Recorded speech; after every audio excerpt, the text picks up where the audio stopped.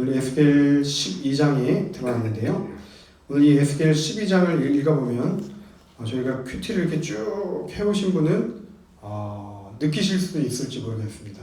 그것은 무엇이냐면 오늘 이 배경은 이 바벨론의 배경이 아니라 오늘 말씀의 배경은 바로 이스라엘 예루살렘입니다. 그럼 이것이 어떻게 된 것인가?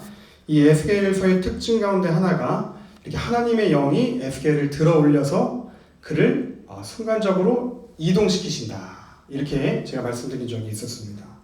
그래서 11장을 보면은 11장 1절에 오늘 12장이지만 저희가 11장으로 돌아가 보면 그때 주의 영이 나를 들어 올려서, 그래서 이렇게 주의 영이 이 에스겔을 끌어올려 가지고 11장 1절에는 나를 들어 올렸다고 했는데 11장 마지막 절인 25절 전에 24절에 보면은 주의 영이 나를 들어 하나님의 영의 환상 중에 데리고 갈대아에 있는 사로잡힌 자 중에 이르시더니, 이렇게 주의 영이 나를 들어 올렸다가 또 주의 영이 나를 이렇게 놓으셨다가, 이렇게 배경이 11장은 바벨론 그발강가 그쪽에서 이제 선포된 말씀인데, 오늘은 바로 이제 바벨론이 아니라 예루살렘이 이 말씀 선포의 배경입니다.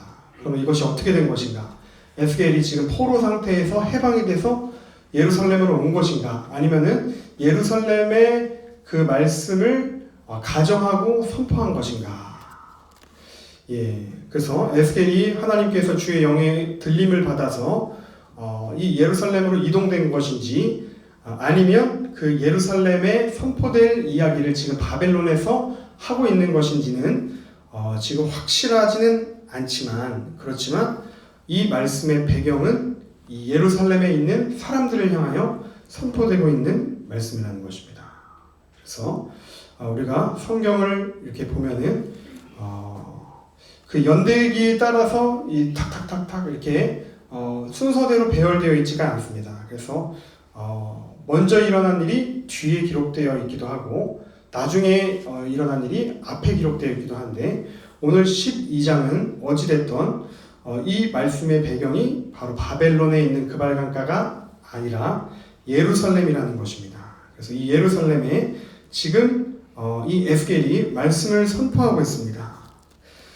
그런데 눈이 없는 사람, 또 귀가 들리지 않는 사람, 이런 사람을 장애가 있다라고 우리가 세상에서 이렇게 표현을 합니다. 그래서 그들을 우리가 긍휼히 여기고, 그리고 더 이렇게 여러 가지 배려를 사회적으로 합니다. 그런데 눈이 보이지 않는 것 이상으로, 귀가 들리지 않는 것 이상으로 더 불쌍히 여겨야 할 일이 있는데, 그것은 무엇이냐면 눈이 있어도 보지 못하는 것이고 귀가 있어도 듣지 못하는 것일 것입니다.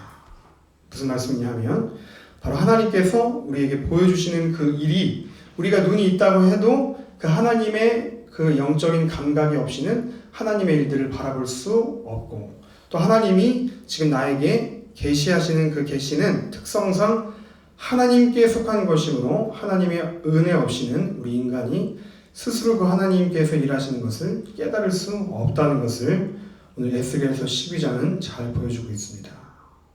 그래서 하나님이 오늘 에스겔에도 말씀이 또 임하십니다. 12장 1절, 또 여호와의 말씀이 내게 임하여 이르시되. 그래서 2절, 인자 내가 반역하는 족속. 이 반역하는 족속은 누굽니까?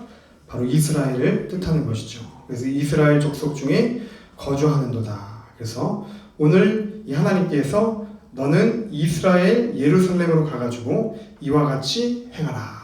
그래서 어떠한 퍼포먼스, 어떠한 연기를 행동할 것을 주문하고 계시는데요. 어떠한 행동이었는가? 바로 포로의 행장을 꾸려가지고 그 포로가 돼가지고 지금 어디론가 끌려갈 것 같은 그 행동과 연기를 미리 실행하는 거예요. 바벨론이 지금은 아직 이 성을 완벽하게 정복하지 않았을 때인 것 같습니다. 그래서 낮에는 마치 먼 곳으로 끌려갈 것과 같이 집안에 있는 그러한 짐들을 급하게 캐리어에다가 싸가지고 문 밖에다가 내다 놔가지고 누가 볼 때 어디 이민 가시나 봐요 이렇게 생각할 만큼 그냥 빨리 이 짐을 싸가지고 집 밖에다가 내다 놓게 하고, 그리고 낮에는 이 행장을 가지고 다른 곳으로 이제 분주하게 움직이게 하고, 또 캄캄할 때에 이 포로 행장을 뿌리고 이 포로 행장을 어깨에 메고 얼굴을 가리고 땅을 보지 말고 성벽을 뚫고 통과해서 나가라. 이렇게 모든 것을 다 이렇게 이러한 행위를 연기하라고 주님께서는 이 에스겔에게 명령하십니다. 그러면은 세상 사람들은 저것을 볼 때 저게 무슨 행동을 하는 거지? 왜 저런 행동을 하는 거지? 의구심을 갖게 될 것입니다. 그래서 그 의구심을 가진 나머지 그 에스겔에게 물어보겠죠. 에스겔, 당신은 지금 이 성 안에서 무슨 일을 하고 있습니까? 지금 우리가 평안하고 우리가 지금 주님께서 지켜주시는 성읍인데 왜 포로의 옷을 입고 있고 왜 포로의 행장으로 왜 그렇게 급하게 저 성 밖으로 나가고 있습니까? 이렇게 사람들이 물어보게 될 거라는 것입니다. 그런데 주님께서는 이러한 일을 성경에 보면 곳곳에 많이 기록해 두셨어요. 노아의 홍수가 닥치기 전에 노아와 그의 가족들은 산 꼭대기에다가 배를 만들고 있었습니다. 여러분, 산 꼭대기에다가 배를 왜 만들겠습니까? 배는 바닷가에서 만들어야 되는 것이죠. 조선소가 다 바닷가에, 해안가에서 만들어지는 것이 배인데, 날씨가 이렇게 쨍쨍하고 맑은데 왜 산 위에서 배를 만들고 있느냐는 것입니다. 그것도 그냥 작은 그냥 모형 취미로서 작은 돛담배를 만드는 게 아니라 함선을 왜 저 산 위에서 만들고 있는지 사람들은 노아와 그 가족들을 이해하지 못했습니다.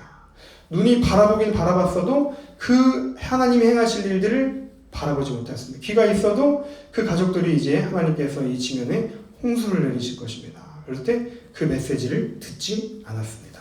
그런데 결국 어떻게 되었습니까? 하나님께서 지면에 비를 내리시는데 그 비가 전무후무하게 내려서 모든 지면의 것들을 다 쓸어갈 정도로, 그래서 하나님이 나중에 내가 다시는 이 땅을 이와 같이 홍수로 심판하지 아니하겠다고 무지개로 약속하셨을 만큼 그렇게 전무후무한 비로 이 땅을 심판하셨죠.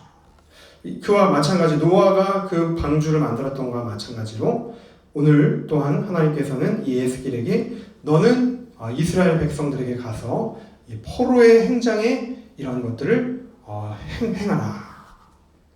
혹 이러한 너의 행동을 통하여서 구원받을 백성들이 있을까 하노라. 여러분, 구약 성경에 보면 호세아라는 선지자가 있습니다. 이 호세아 선지자는 하나님의 말씀을 순종하여 바로 가장 어떤 면에서는 부정한 여인이고 가장 이러한 음행한 여인이었던 고멜이라고 하는 여인과 혼인을 하게 되었습니다. 그런데 이 고멜이라고 하는 여인이 자꾸 이렇게 집을 가출하는 거예요. 그래서 다른 남자들과 어울리고 끊임없이 남편을 이렇게 무시하고 가정을 내팽개치고 다른 곳에 가서 다른 낙을 즐기며 살아가는 이러한 모습을 통하여 호세아, 너는 나의 마음이 얼마나 찢어지는지 경험해봤니? 너가 경험해보길 원한다. 그리고 어떻게 해서든지 어떠한 값을 치르든지 다시금 그 고멜이라고 하는 여인을 세상 가운데 구출해옵니다. 값을 주고 그를 다시 구출해옵니다. 그래서 이 호세아와 고멜 사이에 자녀들을 낳게 되는데 3남매를 낳게 됩니다. 첫째 아들인 이스라엘이라는 뜻은 하나님이 흩으시겠다. 오늘 15절에 보시면 내가 그들을 이방인 가운데로 흩으며 여러 나라 가운데에 해친 후에야, 이렇게 흩으시겠다는 표현이 있죠. 하나님께서도 고멜과 호세아 가정 가운데 그 자녀를 주실 때 너는 호세아 그 첫째 자녀 이름을 이스라엘이라고 지어라. 그 뜻의 이름은 하나님이 흩으시겠다. 둘째 딸입니다. 이름은 로루하마. 그래서 로루하마는 하나님이 긍휼히 여기시지 않겠다. 이제 이 백성을 향하여 긍휼히 여기지 않겠다. 셋째 아들입니다. 로암미. 너희는 내 백성이 아니다. 그래서 하나님은 이 호세아를 통하여 그의 가정과 자녀를 통하여 하나님의 일들을 계시하여 보여주셨습니다. 그런데요, 우리는 호세아가 아니라는 것입니다. 우리는 고멜이라는 것입니다. 우리는 항상 고멜일 뿐입니다. 고멜이 우리의 모습에 더 가깝습니다. 누군가를 우리가 이 땅 가운데 사랑하는 것, 또 누구를 용서하는 것, 그것은 우리가 하는 것이 아니라 바로 성령님께서 하시는 일입니다. 그래서 우리 안에 있는 그 고멜의 모습을 놓고 애통해야 합니다. 호세아를 바라보지 못하고 늘 다른 곳에 마음이 가 있는 그러한 모습이 바로 고멜과 같은 우리라는 것입니다. 오늘 에스겔 선지자 또한 그런 호세아와 고멜과 같은 그러한 말씀을 오늘 이스라엘 백성에게 보여주고 있는데, 오늘 표현 가운데서 반복하여 등장하는 것이 있습니다. 바로 3절 목전에서 끌려가라, 4절 목전에서, 5절 또 목전에서, 6절 목전에서, 7절 또 목전에서. 3절, 4절, 5절, 6절, 7절에 보시면 계속하여 반복하고 있는 단어가 무엇입니까? 목전에서. 그래서 지금 하나님의 백성이라 이끄는 여러분들이요, 당신의 앞에서 행동하는 하나님의 선지자의 일을 잘 보십시오.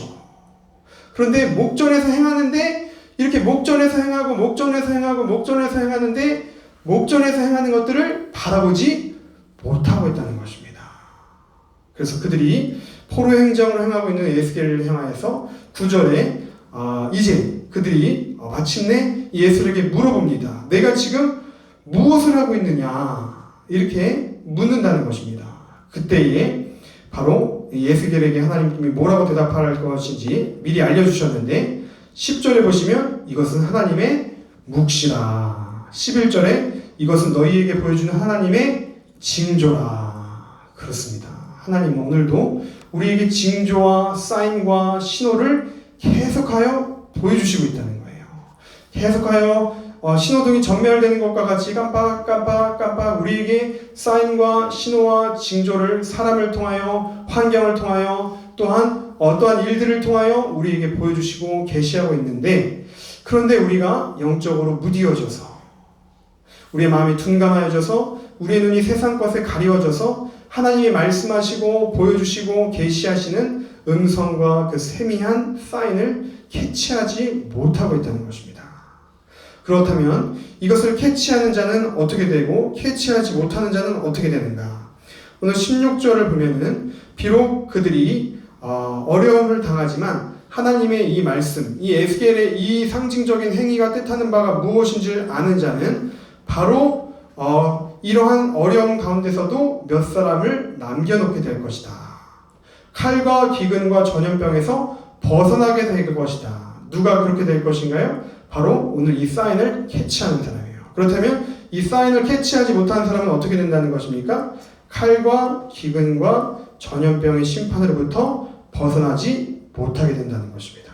그래서 오늘 이렇게 행동하는 이 에스겔의 행동을 가지고 세상 사람들은 참 저 사람 별난 사람이다. 참 저 사람 요란한 행동을 한다. 참 저 사람 유난을 떨고 있다. 이렇게 생각할 수 있을지 모르겠지만, 그렇지만 하나님께서는 오늘 하나님의 사람을 통하여 그 일들을 미리 징조화하시고 그 일들을 미리 계시하시며 하나님들의 일을 통하여 어떻게든 하나님의 백성이 돌아오게끔 하시기를 원하신다는 것입니다. 세상은 오늘 우리를 향하여 하나님이 살아계신 증거를 보여달라고 합니다. 하나님이 살아계신 증거를 보여줘봐. 그러면 내가 믿을게. 내가 그럼 교회 갈게. 내가 그럼 예수님 믿을게. 이렇게 우리에게 증거를 보여달라고 합니다. 다른 말로 표현하면 그들은 우리에게 징조를 보여달라고 하는 것입니다. 하나님을 보여달라고, 하나님이 계신 근거를 증명하라고 우리 요구하고 있습니다. 그런데 그때 우리는 오늘 이 에스겔 선지자처럼 나는 너희의 징조라, 나는 너희의 묵시라, 이렇게 우리가 이 세상 가운데 보여줄 그 성도의 사명을 주님으로부터 위탁받은 자들이 바로 저와 여러분이라는 것입니다. 그런데 오늘 과연 나는 이 세상과 이웃들을 향하여 하나님의 나는 징조라, 나는 하나님의 사인이라, 나는 하나님의 신호라, 나는 하나님의 도구라, 나는 하나님의 축복의 통로라, 이렇게 고백할 수 있는 그 통로로 쓰임받고 있냐는 것입니다. 오늘 이 새벽에 이러한 부분을 우리가 함께 점검해 보기를 원합니다. 나의 삶을 통하여 하나님께서는 이 땅 가운데 징조하시고 드러내놓으시기를 원하시는 하나님의 목적하심과 창조하신 그 뜻이 우리가 이 세상 가운데 태어나기 전에 예정되어 있었습니다. 그런데 나는 그 예정되신 하나님의 뜻을 오늘 이 땅 가운데 실현하고 있는 삶을 살고 있는가, 이런 부분을 오늘 깊이 고민해 보기를 원한다는 것입니다. 오늘 목전에서라는 표현이 3절, 4절, 5절, 6절, 7절에서 계속 반복하여 등장하고 있는데, 이 목전에서 이 하나님의 사인을 캐치한 사람은 바로 하나님의 축복의 열매들을 거두게 될 것이지만, 이 목전에서 하나님의 사인을 보고도 보지 못한 자들은 바로 하나님의 심판으로부터 벗어날 수가 없다는 것입니다. 열왕기하 25장 6절에 보면 결국 이 에스겔의 말씀이, 이 에스겔의 행동이 실제가 됩니다. 이 열왕기하 25장 6절입니다. 그들이 시드기야의 아들들을 그의 눈앞에서 죽이고 시드기야의 두 눈을 빼고 놋사슬로 그를 결박하여 바벨론으로 끌고 갔더라. 바로 오늘 에스겔이 미리 하나님께서 예언하신 그 말씀대로 포로의 행장을 끌고 포로 행장을 어깨에 메고 이스라엘 성벽을 통과하여 어디론가 끌려갔던 것처럼, 그 말씀이 열왕기하 25장 6절에 결국 바벨론에 의하여 실제로 이 시드기야의 아들들이 그의 목전에서 죽임을 당하고 그의 두 눈이 왕인 신분에도 불구하고 비참하게 뽑히고 바벨론 저 포로 저 이역만리 타국으로 끌려가는 이런 행동을 바라볼 때 하나님께서는 결코 시건하시는 분이 아니시라는 것입니다. 그래서 오늘 이 말씀을 통하여 정말 이스라엘 백성들은 이렇게 고통을 당하고 망하고 흩어져 봐야지만 하나님께서 그들이 진정 그들의 하나님이심을 아는 존재인가. 오늘 우리 또한 고멜과 같이 이스라엘 백성과 같이 이렇게 어려움을 당해야지만 우리가 주님을 붙잡고 의지하는 자들이, 그러한 사람들이 바로 우리인가. 하나님, 우리가 어려움을 당하지 않는다 할지라도 우리가 미리 깨어서 하나님의 징조구나, 하나님의 사인이구나, 하나님이 지금 깨어있으라고 하시는구나, 하나님이 지금 주님의 말씀에 순종하라고 하시는구나, 하나님의 말씀 가운데 집중하라고 하시는구나. 우리가 이렇게 삶에 여러 가지 하나님께서 우리에게 보내주신 사인을 우리가 엎드려지기 전에 미리 주님 앞에 엎드려서 하나님께 이 사인과 징조에 순응하고 그것을 따라가야 된다는 것입니다. 그래서 오늘 우리가 이렇게 기도했으면 좋겠습니다. 하나님, 그렇습니다. 하나님께서는 오늘도 우리에게 말씀하십니다. 그 말씀이 너무나도 세미하여서 우리가 세상의 여러 가지 요란한 소리 가운데, 복잡한 세상 가운데 우리가 인생을 살다 보면 그 사인을 놓칠 때가 있습니다. 그러나 주님, 제가 주님의 영에 민감한 자 되게 해주십시오.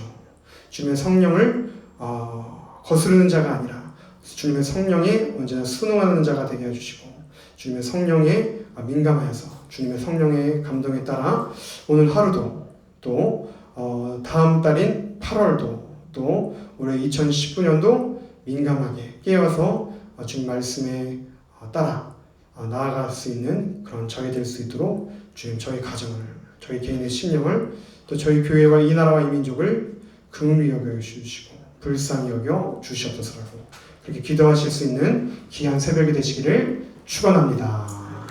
우리